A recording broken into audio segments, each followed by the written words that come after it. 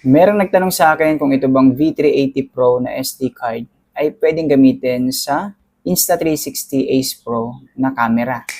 So, tignan natin kung capable ba to kasi maraming hindi nagtitiwala dito kasi akala nila masyadong cheap daw yung SD card na to. So, baliin natin yung paniwala nyo. Let's go.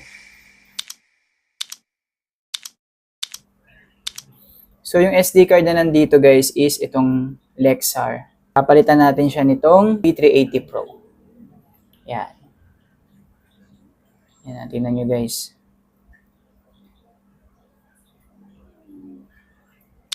Yan. At buksan natin. Okay. So, ito yung ating SD card. Binasa naman siya. Kung hindi supported nitong aking Ace Pro 2 yung memory card, magre-reklamo yan guys. So, gawin natin, magbi-video tayo at magsiset tayo ng mataas na settings. So, gawin nating 4K. 4K. Yan. Tapos, 60 FPS. Tingnan natin kung kayang i-record nung V380 Pro. Okay, so far, nagre-record siya. Walang stutter. Yan. So, yan, record natin. Testingin muna natin saglit. So, ito yung ating mga doggers. Yan. Yan, record tayo. Siguro record tayo mga 30 seconds. Yan, ito yung ating mga aquarium. So, kung ito guys ay mahinang klaseng memory card, sa pag-record pa lang natin ng 4K na 60 FPS, hindi uubra talaga yung memory card na to guys.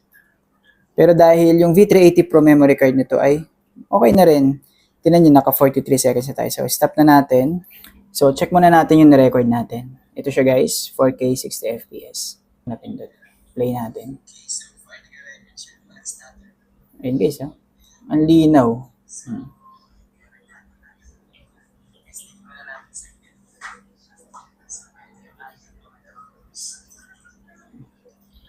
O, diba? Hindi siya nakurap. Ayos na ayos yung ano natin.